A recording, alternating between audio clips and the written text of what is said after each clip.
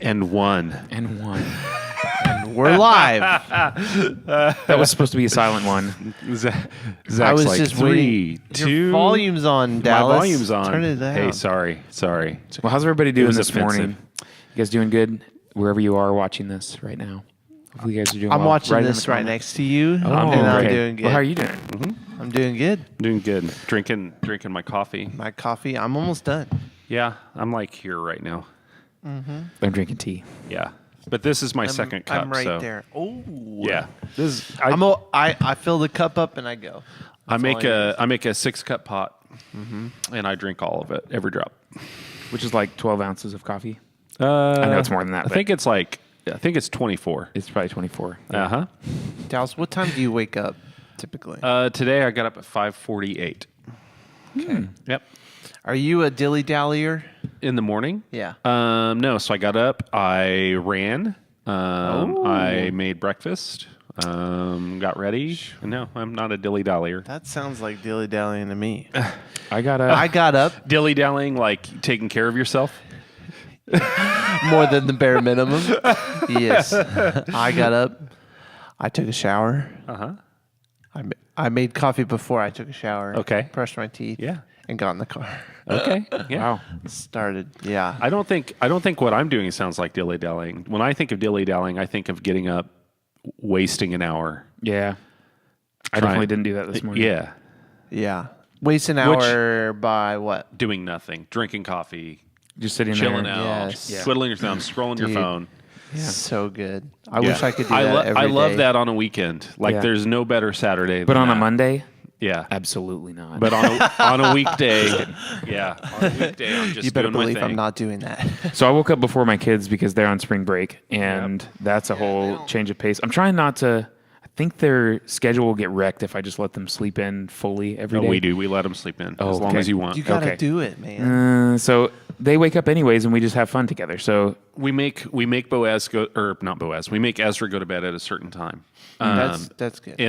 But it's like later than normal. And then the other two, we just let them self-regulate. And then we give them. but they're almost there anyways, right? They're Like, there. on Boaz the- self-regulates anyway. yeah. And Justice will next year. Like we start self-regulating in high school. Cool. So Boaz is already self-regulating, and then we use an app for chores. Yeah, I forgot about this. Yeah, and so they know that they've got to do the chores. They need to do some sort of exercise, and they need to do some reading before they do a screen. That's awesome. So, yeah, We probably could I mean, be. if you do 2 hours of that in the morning, that's a great it's a start to your productive day. day. Yeah. And then somebody will come by and be like, "Did you just dilly dally?" Yeah, and Joey be like, "You guys dilly-dallied because you Guys- didn't get up and just like jump into your car."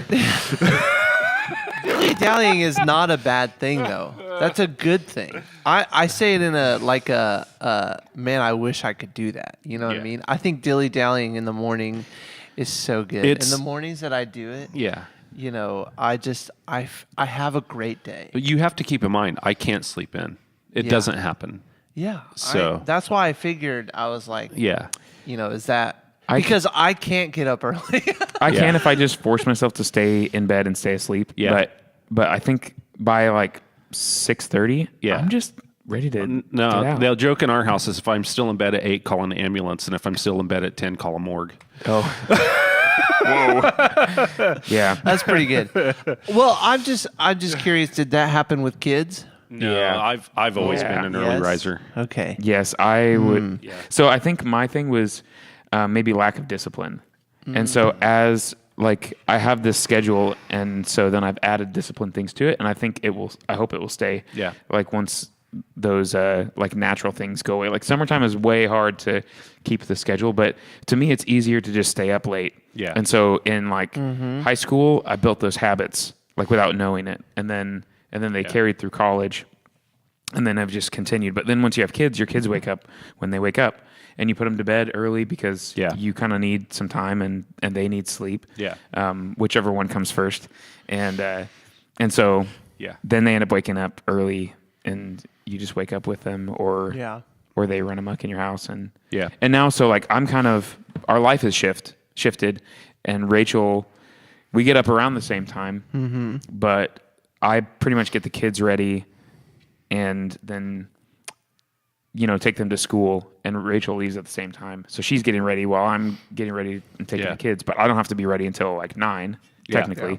And so then I will usually take them to school and then just do something for myself, whether it's the project or I usually start reading. Like I'm not doing necessarily dilly-dally things until I get to playing video games. No, see, and then if you call that dilly-dally, I hear what you're saying, but when I almost mean dilly-dally, you could replace dilly-dally with worship. In my mind. So you mean self-care? Yeah. I mean like self-care of like, hey, I'm gonna start the day off like in a good headspace. Yeah, you know what I mean? guess. I just By like that the definition, idea of yes. it. Every day I dilly-dally. So what it really is, though, Joey. Don't be afraid of the word dilly-dally. Because when I was young, before we had kids, like I would just get up and go to work at 7. You know what I mean? Because I could.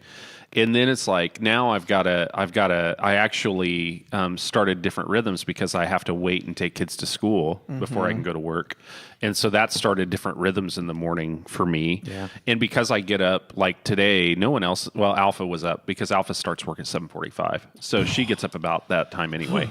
And so, but no one else was awake in the house. And so it's like, I'm not going to do a bunch of stuff to make a bunch of noise while, you know what I mean? Yeah. But I can go downstairs and run on the elliptical while everybody's asleep. I can get ready while everybody's asleep. Yeah. And then whenever I go to grind my coffee, I don't feel like an evil person who hates their kids, So let's be honest though, like sometimes my work follows me home. Yeah, for sure. And sometimes it wakes up with me in the morning. Yeah. And so like sometimes those days are like set up to whether I'm in the office or not. I'm still like thinking about like, man, what am I going to do with this situation? Or, and so that's a little bit where sometimes my preparation helps me get through that time. But sometimes I need that and it's fun. And so I just work on that because it's fun. So I'm like, and then I still come in and work like 9 to 5 because that's my thing. Yeah. It's 9 to 5. So like, it's a what a way to make a living. Just pushing. Oh my goodness. You and Dolly Parton. Yep. You know it. Yep. So I think that's my caveat there is that it's not always doing something self-care, purely for myself. Yeah, it's but not really sometimes self-care as much as it is just doing. I'm thinking about doing the things that I need to do today, anyways. Yeah, my brain starts going on. Oh, I'm about to have to go to work. Like, what do I need to do for today? And that's usually happening before I get into the office. I mean, it's the idea of preparation. Yeah. How much time do you put into your preparation? Yeah. And it takes, I'll be honest, it takes me, like, I'm a person that when I do start getting ready, it takes me about an hour to, like, I dilly-dally through that process. Yeah. An actual dilly-dally or? Like, actual dilly. Like, I'm just like, I just, like, stand in the shower and I'm like, this water on my head feels so good right now. Yeah. You know, like, that type of stuff. Like Mr. Rogers taking your time. Yeah, for sure. And, but not because I'm being intentional, because I'm just being lazy. Okay. And, trying not to dislike people. Yeah. Yeah. Well, I mean, and you think about the time, like you said you get up at 5:30? I get up. So I wake up anywhere from between 5 and 6 every day. 5 and 6. Every day. So you set an alarm? I set an alarm for 6 and I never need it. Okay. I always need my alarm, but it wakes me up like a gentle push. It's why I want this time clock to stay, because I still wake up at the same relative time whenever we're not on daylight savings, but then it's between 4 and 5. Oh man. And so, yeah. That's crazy. Yeah. It's not me. I probably would sleep longer if I, because I still go to bed relatively late, I guess, but now I just wake up. Yeah. A little bit earlier, and I go to bed like between 9:30 and 10 every day. Yeah. I'm a little bit later than that, but 9:30, 10. Yeah. Mm-hmm. And if I'm working on a project, I'm lucky if I'm in bed by 11. If I'm up until 11, I don't like whoever made me be up that late. Yeah. So to include you guys out there, go ahead and would you tell us what you guys do? Are you guys a morning person? Are you a morning person by maybe? Is it by proxy? Is that how you say that? Like just because Brandon just told me it's the old man dad alarm. He has one too. Oh yeah. Nice. Well, that's what I was curious about. Is it?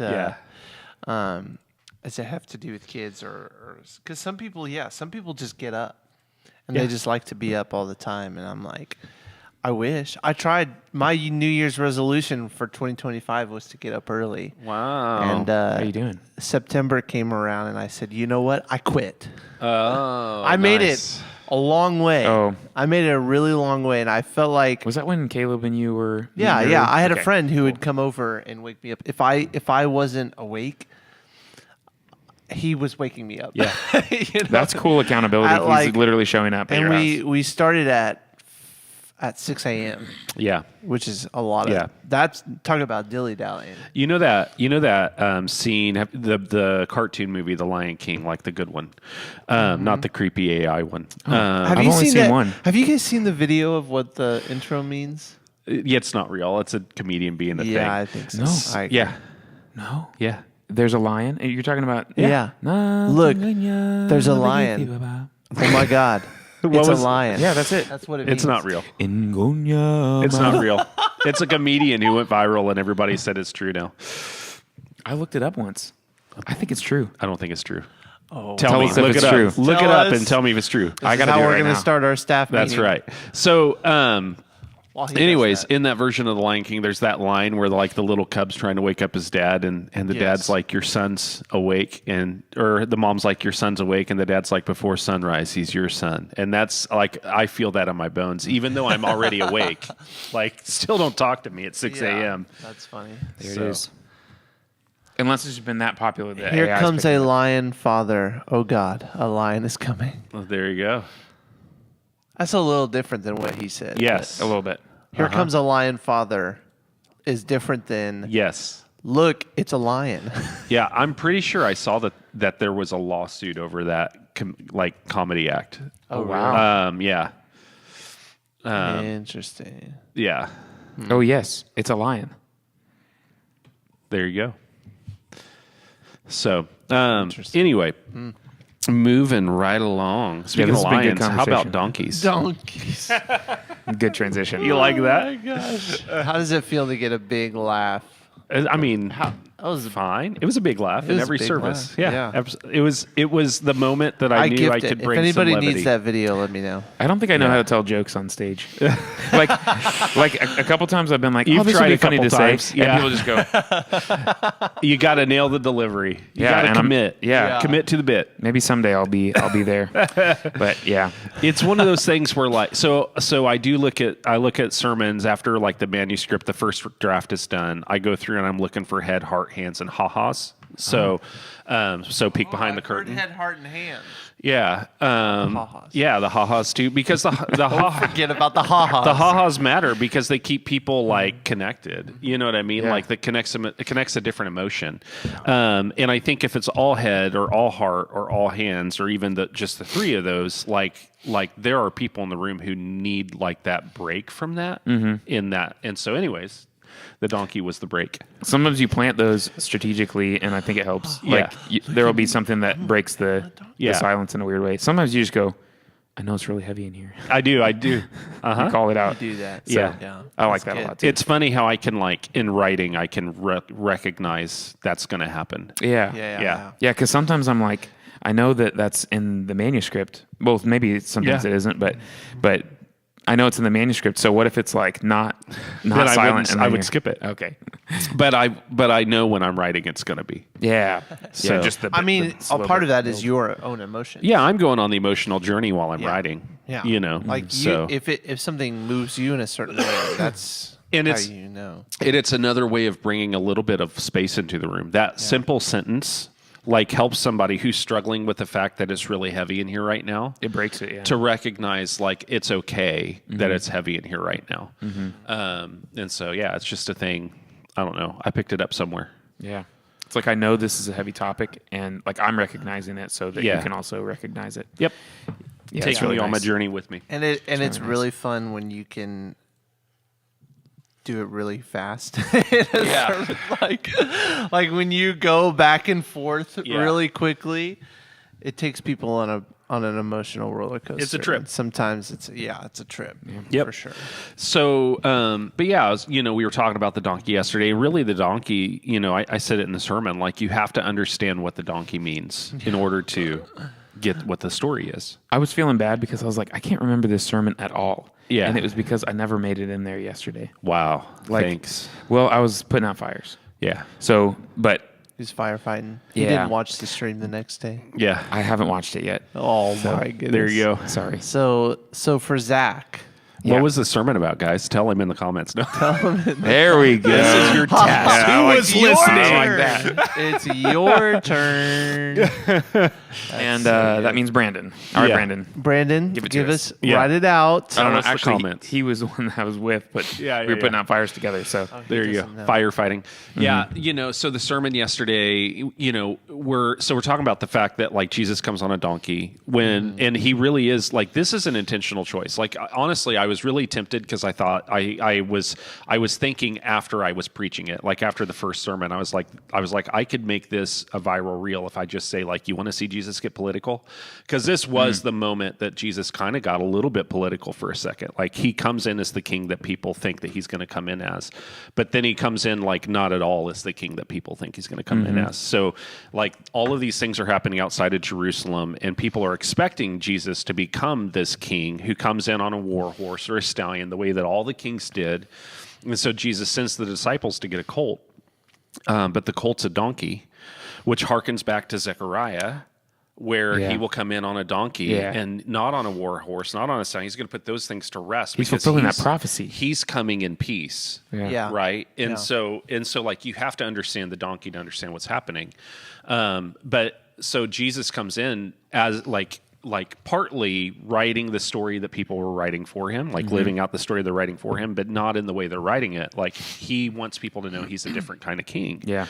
And so then what's really interesting to me, or what was really interesting to me as I was studying it, was watching how he comes in on this thing and everybody's celebrating, and then he just like starts weeping. And he's weeping over Jerusalem. Like he sees the city and just starts to weep.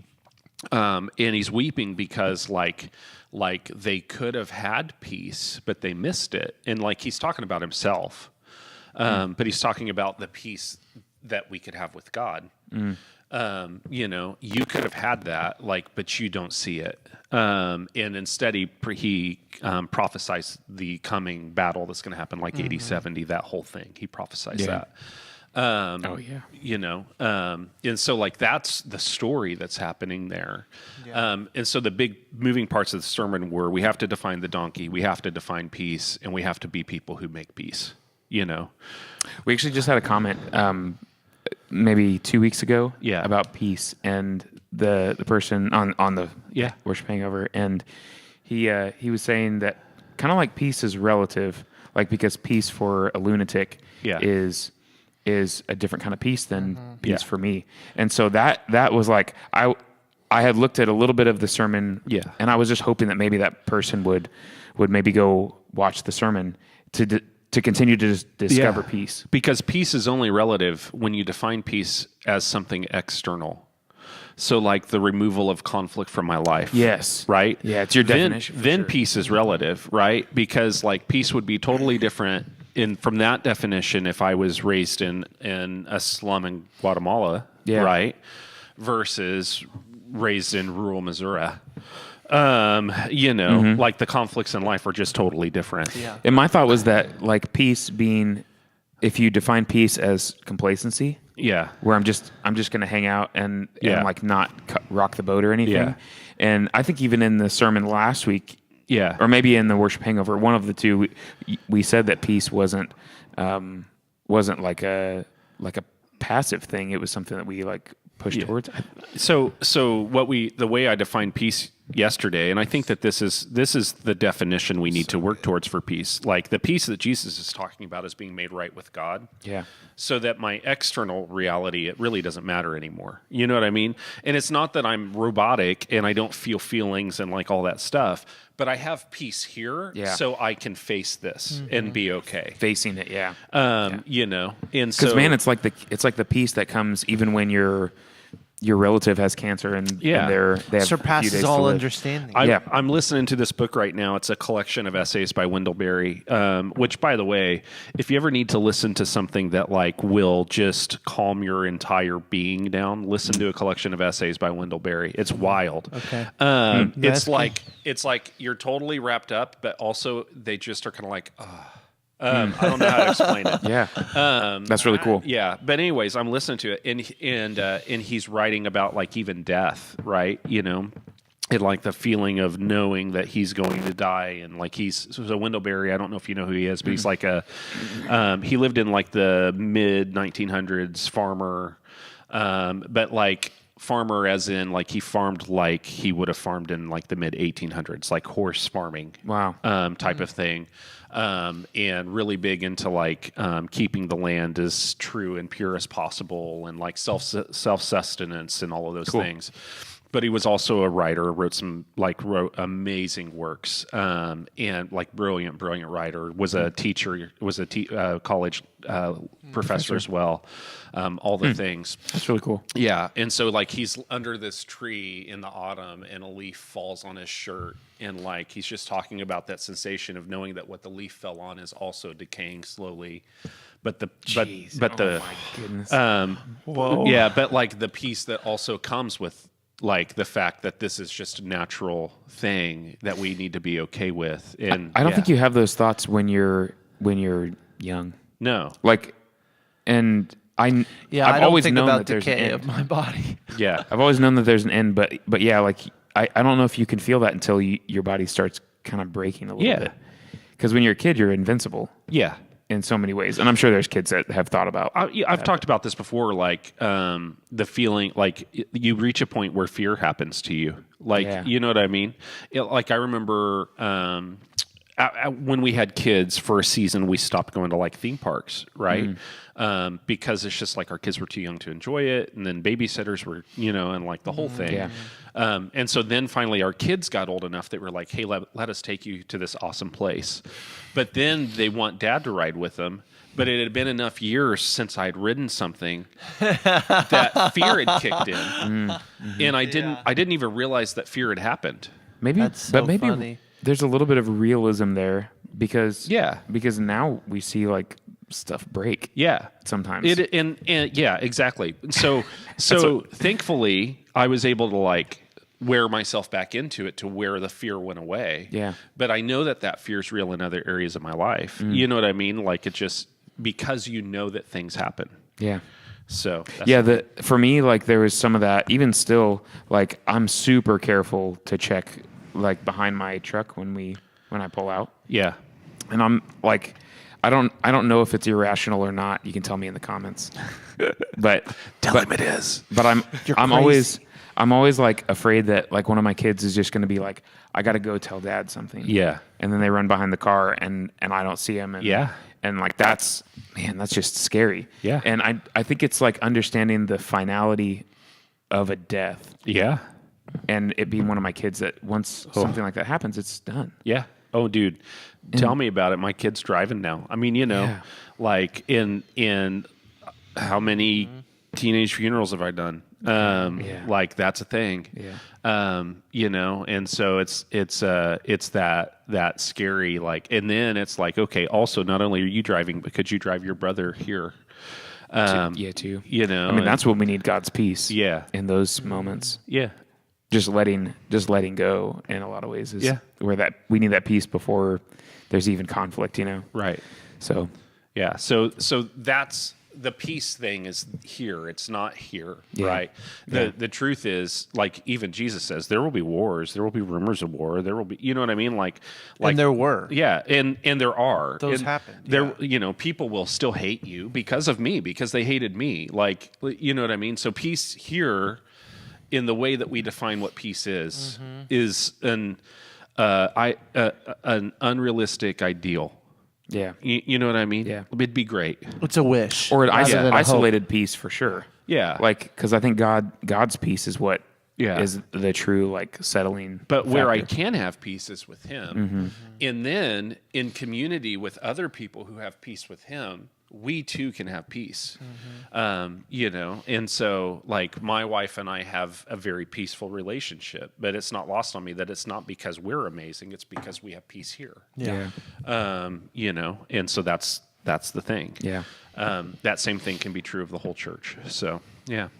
So that's really what we were moving towards yesterday, was a conversation on peace, but we had to ride the donkey to get there. So true. Yeah. I love the topic of peace. And the second, like the almost first point with that is the idea of humility. Yes. All wrapped into it, you know, because like I was thinking about it and I got here's the thing you guys should do sometimes. Bring a reference Bible to Sunday service. Oh yeah. Yeah. Cross-reference me. Yeah. So like that's sometimes I bought one so that sometimes I could bring it into service. Yeah. So if you ever get bored during service and there's a temptation to be on your phone, just get a Bible with references. This is my bias. Less study Bibles, more reference Bibles. Yes. Yeah. That's my bias. Yeah. Like if you want to study the Bible, use a cross-reference Bible and read a passage and then read the cross-references. Yeah. And just follow the breadcrumbs there. Like that's way better than whatever John MacArthur wrote in the footnotes. Yeah. Sure. I agree. Yeah. So, and there's a surprising amount of cross references that you wouldn't expect. Yeah. Well, that's why you can get multiple, because there's different cross references for, you know, every point. So, but so I remembered the fact that Jesus was not the only king to ride in on a donkey. Yeah. Like God had been trying to establish that for a very long time. Yeah. So Jehu. Yeah. In 2 Kings. Yeah. One of the kings. One of the kings. He was just one of the kings. He rode in on a donkey. I do believe Solomon didn't he? Ooh, I don't know the answer to that. I'm sorry. I love this. I didn't know this. I feel like he did. You should look it up, Zach. Yeah. Mm-hmm. I don't know. This is great. Yeah, I think he did, but I think when he kind of rode into town after he had gotten his kingdom secured, he rode in on a donkey. I think. Yeah, it would make sense. Yeah, I think so. But it's the idea of, and in, you know, the rules for the king that Moses laid out was that the king cannot have horses. Right. Because that's a sign of war, right? And so that's the concept of there's a bit of humility in recognizing that king, Israel's kings, like we just talked about, they're not really the king, or they weren't supposed to be. Well, you know, you think about. Okay, so this is the thought that we all have to keep in mind, I think, as we think about what the king was supposed to be, right? They already had a promised land. Yeah. They already had borders. Yeah. Like they already had all of these things. And their goal at that point was not to expand the borders of that land. It was to thrive in the land that they'd been given. Yeah. You know what I mean? So like the establishment of their king should not have necessarily been for offense as much as for defense. Yeah. You know, and so you got to think about the story God was trying to write whenever they begged for kings in the first place. If their land was going to expand, that was going to be God's decision for them, and he would lead that for them. Yeah. But even the way God always led those battles, like if you go back and read Joshua, the way that God would lead those battles so often, they were not offensive, like they were defensive. Like, let's take your gigantic army down to 300 men, because really that's all you need. You know, like crazy stuff. Yeah, you know. Half the time they all got each other. Yeah, it's true. And so, like, there's an aspect of humility that comes with like, I am relying on God. You know, I'm not my own king. And you kind of hit on it yesterday. Yeah. Of like, peace is not trying to make this world rule the way you want it to rule. Yeah. You know, it's allowing God to be the ruler. Yeah. No, the people who wanted God to do what they wanted them to do were the people who shouted, "Crucify him." Yeah. Well, yeah. You know what I mean? Like that was the part that kind of hit for me the best. Yeah. Man, it's crazy to think about. Like, yeah, they're laying down their cloaks. yeah, They're laying down palm branches, and they're worshiping him. yeah, and it's like supposed to be this great moment. Yeah, and that's why we celebrate it as Palm Sunday, as Jesus, being the king. There's always this irony with him. Yeah. Like that whole week for all of the Gospels is this irony of like, yeah, he is the king, but his coronation is death and suffering. Yeah. And humiliation. Yeah. And it's, it's look at where he's given a crown. Me. Yeah. and a title. Man. Yeah. In Mark, he doesn't really say that he's the king. No, yeah. Until he's on trial. Yeah. And he doesn't even really say he's king. He's like, it is as you say. Yeah. Yeah. Yeah. Right? So which could also be like, well, that's the story you're writing for yourself. Yeah. Well, and then there's a little bit of dispute about the sign. He does quote Daniel, though. Yeah. That's probably as close as he gets of being like, I will be seated at the right hand of power. Yeah. So, There's a dispute on the sign whether to say he calls himself the King of the Jews or the King of the Jews, and they end up just putting the King of the Jews, which is after they've wrapped him in a purple robe and ripped it off, and after they've put a crown of thorn on his heads, and you know what I mean? Yeah. Like they were making fun of him. Yeah, but someone was like, "No, we can't put that on." All of the coronation things as they were making fun of him. It's really funny. Yeah, yeah. But that was the Romans. Yeah, right. The Romans really appointed him as king. They did. The Jews did not. Yeah, they were like, "This is terrible." Like they didn't even like that. Yeah, I don't remember who it was. Maybe it was the like religious leaders that were like, "Don't put the King of the Jews." Yeah, you need to say that called himself. Yeah. And he was like, I've written what I've written. Yeah. Forget about it. It's just a sign, people. So we're in the Easter season. Aaron's going to preach this coming Sunday. I'm excited for that. He's going to do great. Sunday. Yep. Although I took the Palm Sunday text, he can't have it. Ha! I was thinking that. I was like, we just did Palm Sunday a week 2 early. weeks prior. Yeah. Here's what I did, though. What I did, though, is I wrote a Palm Sunday sermon that didn't feel like a Palm Sunday sermon. Yeah. Because we needed to progress the story for the series. And so we sped up the liturgical calendar there by a week. Sorry, guys. Oh, no. Does that mean we're doing Good Friday next Sunday? I can't tell you. I can't ruin it. I'm about to just release some new songs. I will tell you we are going to do a resurrection text on Easter. I will spoil that. Oh, that's good. The last song this week is Death Was Arrested. Oh, and we're going to end it early. There you go. And then we're going to start Easter Sunday. Yep. With the end of that song. I quit. I quit. It'd be great. Yeah, it would scare a lot of people if you came out like with just that much volume. No, it'd be a.